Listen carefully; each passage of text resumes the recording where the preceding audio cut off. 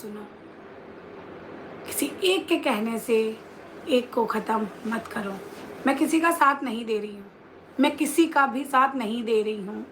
मेरी जो साथ है, मतलब मेरी जो वो क्या बोलते हैं उसको, सहानुभूति है, वो मनीषा के साथ है, बिल्कुल है और रहेगी भी, है ना। ये दौर सबसे भारी मनीषा पे है। एज ए वाइफ मैं ये फील कर सकती हूँ ये पेन, है ना। और जितनी भी वाईटी पे देखने वाली वाइफ है वो सारी ये बात फील कर सकती है, इसमें कोई दो राय नहीं है, इसमें कोई दो राय नहीं है। अब मैं आपको मेरे और मनीषा के बीच में जो बातें या जो भी स्थिति जो पिछले कुछ दिनों से चल रही थी उसके बारे में बताती हूँ। कि पिछले जब कंट्रोवर्सी चल रही थी हमारी, तब ये आया था उठ के कि मैंने मनीषा के कान भरे हैं, मैंने मनीषा को भड़काया है। और आज वही आप लोगों की सोच में है कि मैंने उस टाइम मनीषा को समझाया था। तो मैं आप लोगों को बता दूं कि ना तो मैंने उस टाइम मनीषा के कान भरे थे, ना मैंने मनीषा को उस टाइम भड़काया था, और ना आज आप लोगों के सोच के अनुसार मैंने उस टाइम मनीषा को समझाया था। मैंने मनीषा से इतनी बात कभी की ही नहीं। मेरी मनीषा से वाया फ़ोन कॉल अभी कल हुई है, यस्टरडे हुई है। उससे पहले मेरे मनीषा से कभी लाइफ टाइम में कभी बात नहीं हुई।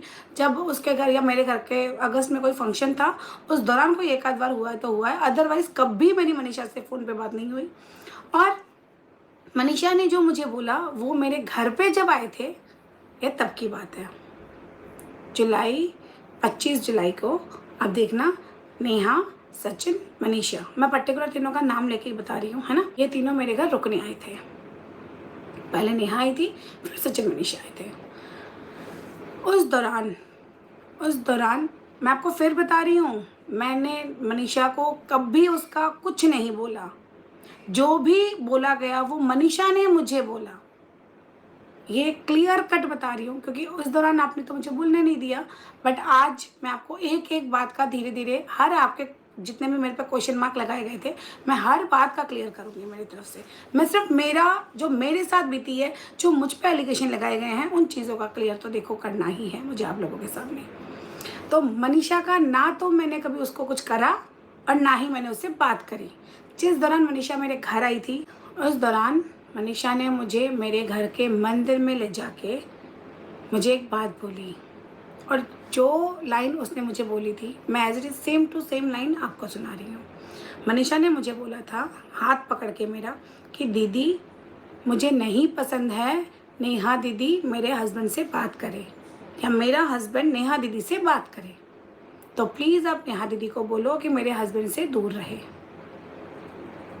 ठीक है, मैंने उसकी बात सुनी और मुझे भी लगा यार मैं भी वाइफ हूँ, देखो मैं भी वाइफ हूँ, और मुझे भी अगर जज जाएगा ना कि मेरा पति इससे बात नहीं करे तो मैं भी स्ट्रिक्ट होती हूँ। और मुझे लगता है कि पूरी दुनिया में हर वाइफ को ये अधिकार है अपने पति पे, है ना।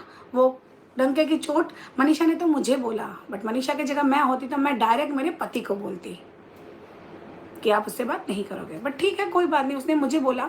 मेरा फ़र्ज़ ये बनता था कि मैं, नेहा मेरी बहुत ज़्यादा क्लोज़ वन फ्रेंड है थी, तो मैंने कुछ नहीं करा, कोई घुमा फिरा के कुछ नहीं बोला। मैंने नेहा को मेरे रूम में लेके गई, रूम लॉक किया, वॉशरूम में जाके फिर उसको मैंने ये बातें बताई पूरी कि देख नेहा, मनीषा तेरे बारे में ये सोच रही है, और मुझे लगता है कि अगर कोई वाइफ को प्रॉब्लम हो रही है, चाहे वो भाई बहन का भी रिश्ता हो, तो तुम्हें थोड़ी सी दूरी बना लेनी चाहिए, गैप बना लेना चाहिए। मैंने बिना कोई बात घुमाए ये बात डायरेक्ट मैं नेहा तक पहुंचा दी थी। तो एज ए फ्रेंड के नाते मैंने ये बात बताई नेहा को। और उस दिन ना मुझे बहुत तेज़ फीवर था, बहुत ज़्यादा तेज़। तो मैंने गोली लेके, ये करीबन बात है 7:30 से लेके 10:30 बजे तक की। और एक बात, ये जो मनीषा ने मुझे जो बात बताई है, ये सिंगल मैंने नेहा को नहीं, और भी 3 लोग हैं उनको भी पता थी।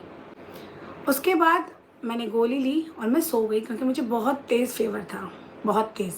और वैसे भी मैं थोड़ी गुस्सेल हूँ, जैसे कि आप सबको ही पता था, पता है ही।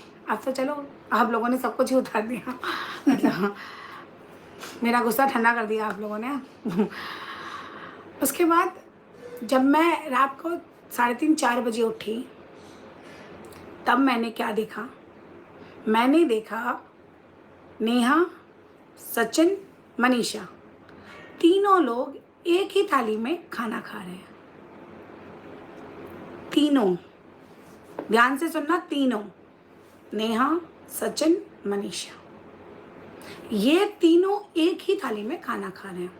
उनके जोक्स भी चल रहे हैं, उनकी हंसी मजाक भी चल रही है और खिलखिला भी रहे हैं। मतलब ऐसा लग रहा था कुछ हुआ ही नहीं। तो उन्होंने मुझे भी बुलाया था, आओ दीदी खाना खाओ। मनीषा ने मुझे भी बुलाया था कि आओ दीदी खाना खाओ, पर मैंने बोला नहीं, मुझे भूख नहीं है। और मेरा साथ क्या होता है कि मेरा फेस बता देता है, मेरा फेस एक्सप्रेशन बता देता है कि मेरा मूड क्या है। मुझे ये देख के कुछ अच्छा नहीं लगा, क्योंकि रात को जो मेरे साथ बात हुई, जो मुझे बताया गया और मैंने जो बताया, और सुबह सुबह जब मैं उठी तब ये सारी बात, उन तीनों को एक ही थाली में खाता देख मुझे बहुत अजीब लगा और मैं ऐसे देखती रह गई। बहुत कुछ चल रहा था मेरे दिमाग में, तो मैं देखती रही उनको।